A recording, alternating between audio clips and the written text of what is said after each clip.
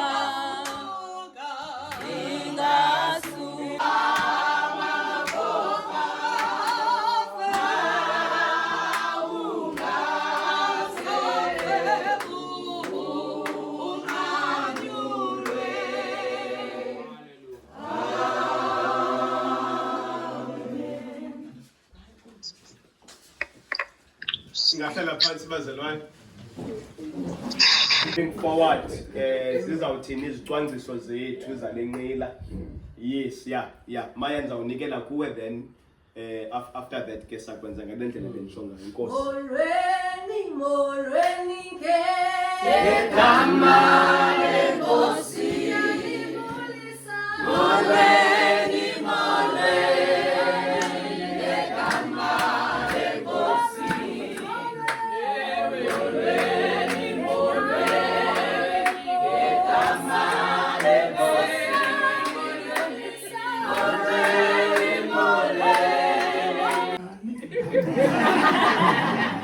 Action mama siyabulela kakhulu manje bulise mntana umfundisi ndibulise umfundisi wami ndibulise utata ndibulise umama lana bakhona manje nabo unyana ukhona ndibulise umuntu omtsho wakho phakathi kwethu nelace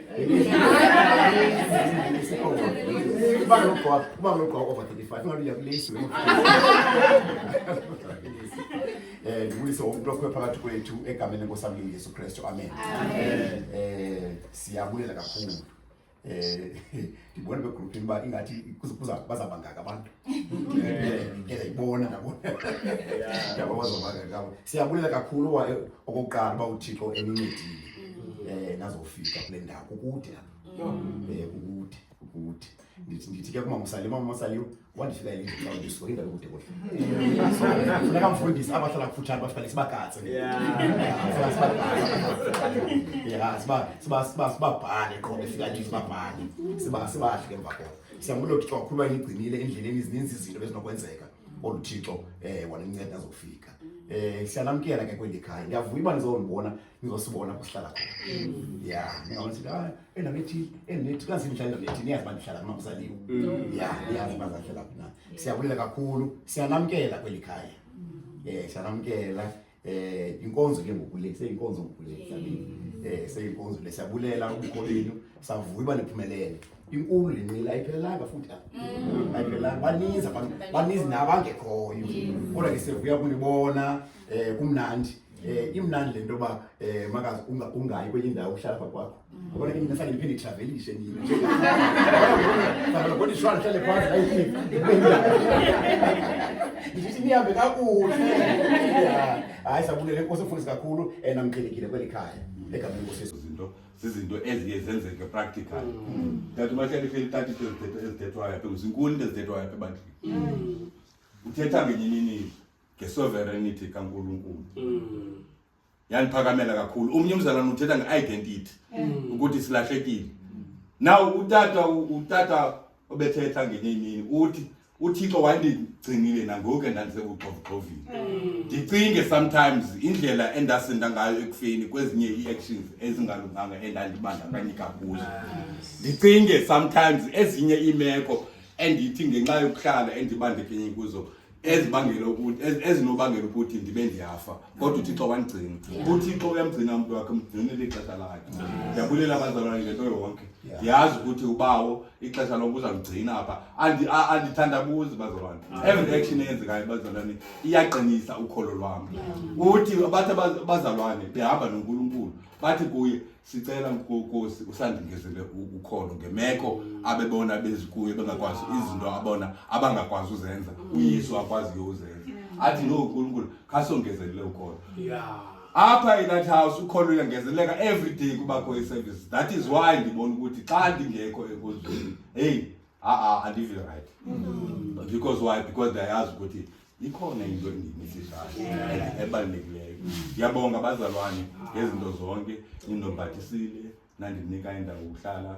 uNkulunkulu enani ngenxa yokuba nilelizwi likaNkulunkulu ngenxa ninomoya kaBaba bazalwane xa ndithetha ngobungqina ubungqina musi kukureflecta nakwipast yakho iyeza elo xesha abazalwane ndidrowshele exactly what is going on with my life ndike ndiva abanye mama xa bengqina apha ndiqonde hey kanjani this is my call if ndingake ndihambe ke ndiye ngiyobona lo mfana athetha ngayo singancokola into abone ukuthi yini in fact uba bekhona umuntu ohlala around indawo bengihlala kuyo ebeyazi ukuthi hey noma ndikhanye ubona uNtata Ambrose unjani xa bethelekisa nemeko ebendikuyo kuqala ndiyabulela manchumane uKhwathiso tatam because lezikayo apha ekukhuleni kwami nina benikhula nijonge kuthi now nina nazange nina ndithathe indlela yethu nabona ukuthi nina indlela emanithathe indlela yokholo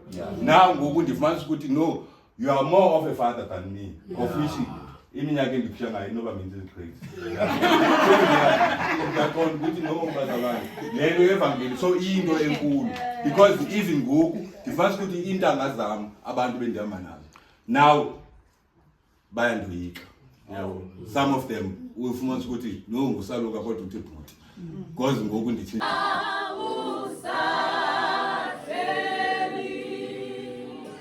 amen bazalwane hayi kuba into ezivukayo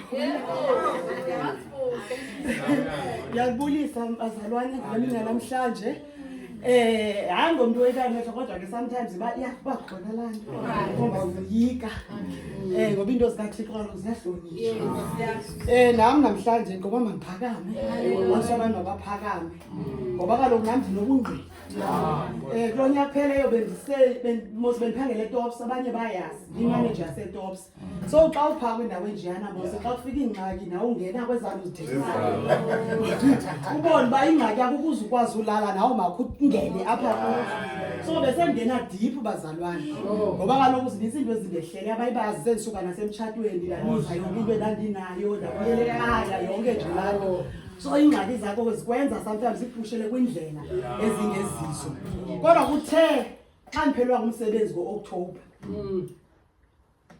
kwabuhlungu but into zikaThixo zibona mva uba iplan kaThixo yantoni ngoba kaloku xa uphangele retailer awubinalo nexesha lokhonza awubinalo xesha lantoni uba phaa emsebenzini okwabo nee-hours apha zi-ridiculous ii-hours apha so kwenzekile ke ndithe xa ndiphelwa ngumsebenzi last year ndakhe ndahlala ndakhe ndazifuna uba mani ndandingubani qala kutheni ngoku ngathi ndiphumile umntu endandinguye abesithi umama mbane ndikhumbuza nto kami yazazi uba how powerful you were ngoba usakhonza heyi ndingafuni ova hayi bengafuni ova zithi yandenzela ntoni ke loo nto yayazi mosika sesinetshiti singafuni ova kodwa kuthe phaa kuDisemba kwakho into ethi heyi mani andifuni uyandawo ndifuna uba lapha endlini nefemeli yam Christmas New Year umlindo ndifuna uba lapha endlini kwathi nothi uqala uJanuwari ndathi yabona kulo nyaka ndifuna ukukhonza oko ndifuna ubuyela apho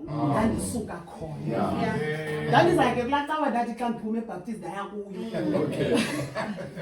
so ndathi ngale mini yayi-4 kaJanuwari sayikhumbula lo cawa yoqala ndathi seniyomama ndilindile uba sizayicaweni xa ndifike egeyithini utsho umculo phaa iculo phaa ecaweni ndifike ndime phaa egeyithini ndithi mama mani ukhuluma edimani zakhe athi mama kaloku mntana xa ukhuluma ethi yaphanga sendikushiya ke mna ndabe ndiqalile ungena zabe ndiphinde ndiphume ke ndandingayazi noba kumfundi ozayo mtsha qha ngoba kwinto ethi mbuye lapho wawusuka khona ngoba umculo ndawufunda phaa ukuma phambi kwabantu ndakufunda phaa so ndiyabulela kuThixo ngento ebenzele yona ngoba ndithe ndongena phaa akwabikho nento ethi ngoku makhe ndiseli into for uba mandlale kuyalaleka nje peaceful akho nto ithi manyanzeleke epilisi akho nto ithi manyanzeleke ngotywala ukuze ndikwazi ulala so ndimbulela kakhulu uThixo ngobomi bam ngoba nabantwana bam uthe unyana nomdala wandijonga ngokube ndipracticele imibuzo kamfundi soyohlala lapha erumini wathi basimamele mama le video kamfundisi simamele athi zakuncedisa ogqiba ndijonge emehlweni mntana athi mama yazi ndiyavuya ndisikela kuvela nto ndivile uba ubuyele ecawa so ndiyambulela uThixo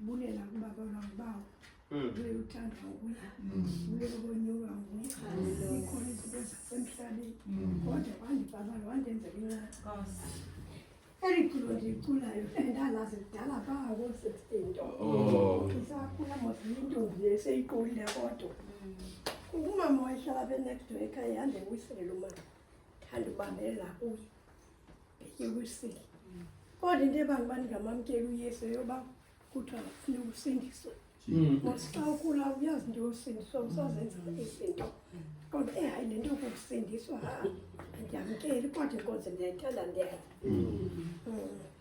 ndafumanisa ukuthi eli culo liculo lamkeli lelamfonso eculo inzulu yemfihlakalo ndiyithanda kakhulu okubalulekileyo ke ndizokumela kule ndawo ndibulela uThixo ethi wavula eli thuba ukuthi size kule ndlu kamfundisi wami omncinci abahlala khona bendimazi abahlala khona eWilsoni wayehlala phaa sake saya phaa nomama ungange amandla ongekuwe Thixo namandla singabunakugunga Thixo namandla ongisithi zonke into zicela zisazi uzasenzela ngoYesu Kristu waseNazarethe amen Nkosi kakhulu masifumane i-message yethu yanamhlanje esizawukhuthazana ngayo. It's one of my favorite stories bona nje apha kwi-New Testament kudala that mahlelehle ndalithanda elibani kangiba it's one of so apho Matthew chapter 8 sizawufunda uverse 23 siyotsho phaya kuverse 27. uMateyu chapter 8 verse 23 ukuzoliswa koqhithela engenile ke emkhombeni bamlandela abafundi bakhe kwasuka kwabakho uqhithela olukhulu elwandle ngokukude umkhombe ugutyungelwe ngamaza waya ke yena elele ubuthongo beza abafundi bakhe bamvusa besithi Nkosi sisindise satshabalala athi kubo Jesu mandla uzothetha neemeko zethu uzothetha neempilo zethu Thixo wethu engcwele siyabonga ke samandla silisuka kuwe kwaye siyazi uba alisoze libuyele kuwe lingakwenzanga umsebenzi walo Thixo wethu engcwele chanana neentliziyo zethu mesiyolungileyo phendulana nemibuzo yethu Thixo wethu engcwele vuselela Thixo wethu ingaphakathi lethu sinike impendulo ngalo Thixo wethu engcwele ngalo wasifelayo ngeyesu Kristu Nkosi yethu amen amen Nkosi kakhulu sibele kuthatha ugwadiso ngokusifundela kwakhe le ndawo sifunda kuyo bazalwane mhlambi maniqale nje kule ndawo ithi apha abafundi bakaYesu njengesiqhelo bahamba noYesu one of the relationships that mahlelehlele eziclose kakhulu phakathi kwabantu during elixesha lokuphila kaYesu yayi relationship yomdisciple kunye nerabbi yakhe okanye umfundisi. Yeah. So umntu ofuna umfundisi okanye irabbi ebeqale enze uphando, ebengalandeli nabani na, enze a thorough research. Uyakhumbula uNicodemus ufika ngobusuku kuYesu. Uthi man akekho umntu ozenzayo ezi zinto uzenzayo kanti akasuki kuThixo. So in other words, uthi I have been observing you. Before ndibe kanti nzaba ye-disciple yakho, I started by observing you. So ibiyindlela yokwenza kumesilungwini. And nendlela esithe ngayo kuthiwa suddenly kwavele kwabakho a furious storm. Apha you get a picture yobomi. That yenzeke ebomini ukuba kuthi izinto mamahlele bezihamba kakuhle ngendlela. Suddenly ungakhange kubhungise, ungayazi ukuba ebethuna inokuba mhlawumbi konakele phi. You know, but I draw strength kwaba bazalwane. Kuthiwa abakhange babhekabheke. Immediately basuka bayomvusa uYesu. Baza kuye bathi, Lord, save us. We are going to drown. You see, the trick apha ayikho sekubalekeni mamungake uyowuvusa uYesu. I-trick is in verse 23 xa liqala ibali. Khandipela 23 Tatu Gwadis. Engenile ke emkhombeni bamlandela abafundi bakhe. Bazalwane, that is where everything starts. Is confronting us. Bazalwane. Iqala by making sure ukuba when we are going to embark with journey, xa engena uYesu singena naye into the boat, bazalwane, whatever it may be, but qiniseka ukuba xa ungenayo awungeni uhamba wedwa. Lamadoda ebengena ngxaki nakuqhuba lomkhombe. Noyesu ebengaqhubi apha. They were well capable of ukuqhuba lomkhombe, but they made sure ukuba asizongena sodwa, sizawungena naye. Ebazalwane ayizonceda into yokuba ngexesha lestorm you start running around ukhangele umuntu wowuvusa. Xa uzazi ukuba kwasekuqaleni ijeni yakho akekho lo mntu esinothi xa kuvuka uqhwithela sibalekele kuyi. It starts before the storm. That is where everything starts. And awukwazi Yesu nje kuba intimidate wasistorm. Bavusa uYesu abane relationship kunye naye. That's where everything starts, bazalwane bam. Into when we are overwhelmed by life, uwe ngamadolo ulinganisa abantu abadla ngokhwaza uYesu umkhwaze.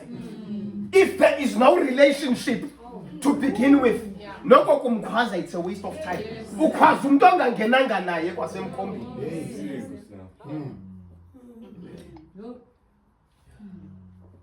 Now, amvusa lamadoda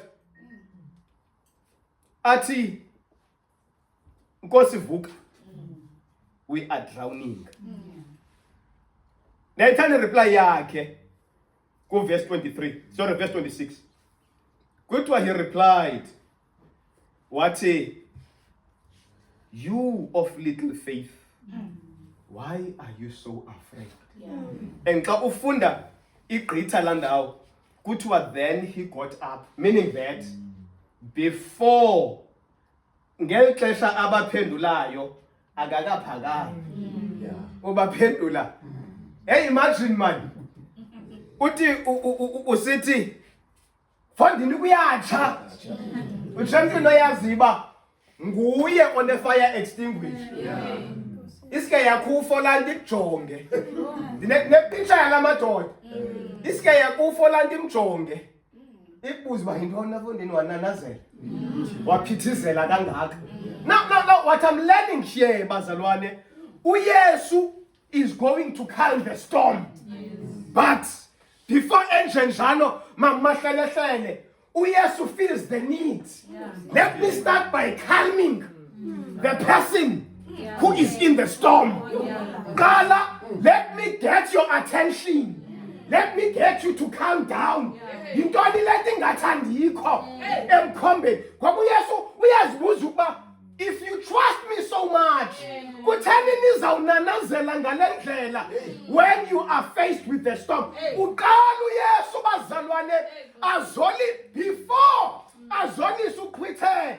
He starts by ukuzolisa the ones who are faced by uqhwithe. And listen at the language. Kuthiwa emveni koko then Jesus got up. Bawube ababantu bekhalme down. Bazalwane, it shows confidence in Jesus. Ayo negligence into yophola when you are faced with a situation. Izinto esiye sizithethe ngokungama bazalwane nesiye sizenze ngokungama lawube uqhwithela luzolile. We cannot undo those things ebesele sizenzile. Those things ebesele sizithethile, we cannot undo them. Why? Because si intimidated uqhwithela salibala ukuba there's a man who is able to calm our storms.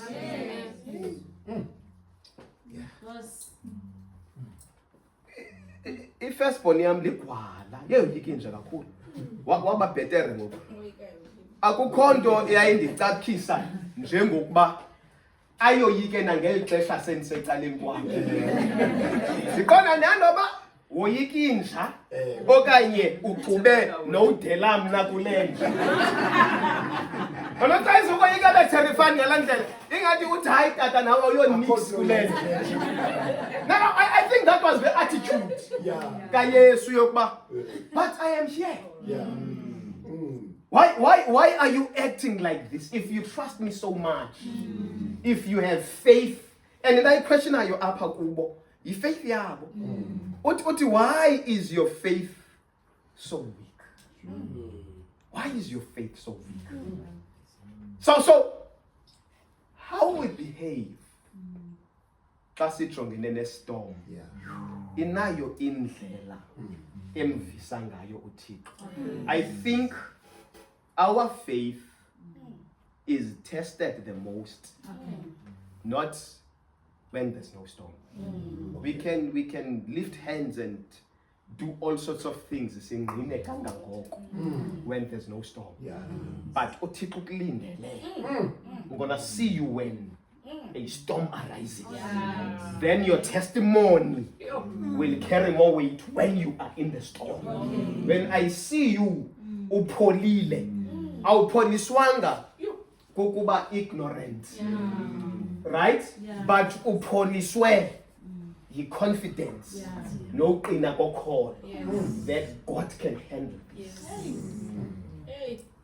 They are in a relationship no Yesu bazalwane. Ndiyayithanda lento because it gives us a picture realistic yoba ngumuntu osindisiweyo. Uzawuhlangana nezstorms ngokusindisiwe. Mna ndiye ndivuye mna abantwana bam sele bethandaza pha athi tata i-chips zizawutyiwa. Ndithi thandaza. Ndithi thandaza. Ube kujiyeke 2 minutes ixesha ngi-2-0. Ndithi mntanam uThixo unamandla thandaza. Athandaza ncame ityiwe i-chips. Ogqiba andijonge ndimxelele. Ndithi uThixo is not going to say yes to everything. And I want him to know the reality. Yosindiswa that lento sikuyo asikho immune of his storms zobomi. Asikho immune. But bazalwane ukhona umahluko. Mhlawumbe umuntu okwesenye okomnye umkhombe uzawuthi asina Yesu kulo mkhombe nani no Yesu, but we are faced by the same storm. But the difference is thina kulo wethu we have someone who can calm us down. How you relate to a storm uhamba no Yesu is different emntwini ongahambi na Yesu. And trust me, some of the people who have gone through some of izinto othe go through zona, bazalwane, uThixo ipresence yakhe is valuable. Ngoku sesiphumele ezintweni, abanye babantu abaphumele kwizinto esiphumele kuzo, they had been admitted in institutions. Same things ophumele kuzo wena while you are still standing. Abantu bazokuba hayi but uphumele now. Better view of who Jesus is. People who can say to you, Tina Singacho, that God is a provider. Because we have heard that. But someone who had been hungry before was provided. They know better that to what God is a provider. You see, we can say that God is a healer. But if awukhange ukhulale flat ugule abantu bancame, it's just a matter of head knowledge into yokuba God is a healer. Umntu who can give you a better testimony about the God who's a healer. Umntu who had been sick and was raised from ibhedi yokufa waphakanyiswa. You see that it is these storms ezisenza ukuba sibe ne clearer picture of who Jesus is. If it was not for the storm, trust me, ababazalwane, they would still have a very vague view of who Jesus is. So sometimes kuyadingeka uThixo simbulele nangembandezelo because ziyamreveala uThixo ukuba ungubani. uNebuchadnezzar knew that ukhona umuntu ekuthiwa ngunyana kaThixo. But when those guys were thrown emlilweni, uthi uNebuchadnezzar, man, I see the fourth man. Do you see that? If it was not for the fire that these guys were going through, Nebuchadnezzar would never have seen this fourth person. So the storms and the fires we are going through, angangabe kanti mamugwadiso lomlilo uyachilela wena, but us who are watching you enduring the fire, we are able to see the Jesus that is sustaining you in that fire. So we should not underestimate the value of the storms, the value of the fire. Benishumayela tatu mahlelehle nizawuthi kugqityiwe phaya kubathi iziganeko kuthiwa kwanyikima phaya. Kuthiwa there was a soldier kwabe kunyikimile, yathi kuthe kanti ngenene kunyana kaThixo utsho only xa kunyikima. Ebazalwane, izistorms, imililo, earthquakes, they reveal who Jesus is. So my prayer is that may the storms ezisithi asizongahlangani nazo kuba sihamba noYesu ingaske zisityhile. Man, there are preachings that are off the pulpit. Angashumayela ompehlo bancame but soze bafike kula ndawo ushunyayezwa zi-realities zobomi.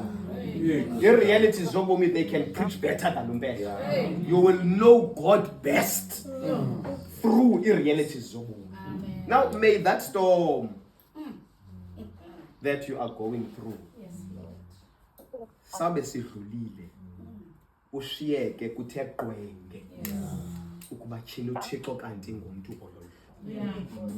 Eli lilizwi lenkosi. Ubawo makakusikelele okufundwa nokucaciswa kwalo ngoku nangonaphakade. Amen. Sicela umama ubathathandaze asibulele ngelizwi kubawo. Siphakamisa udumo kuwe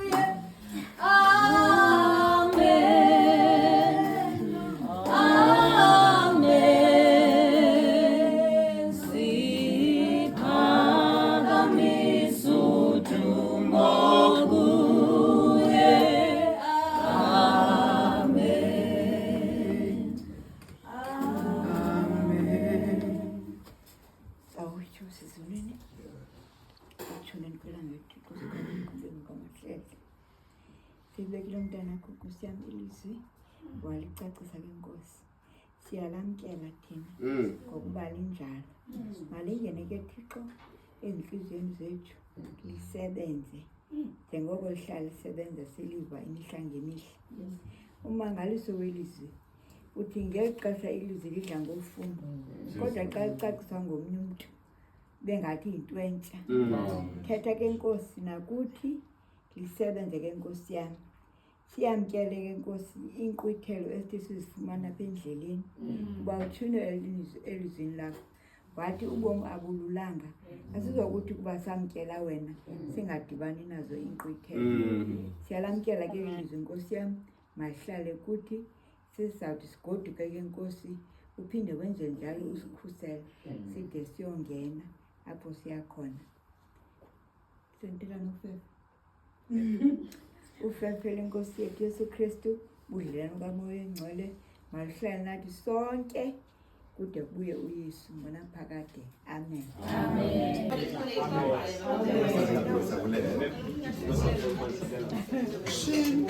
Amen.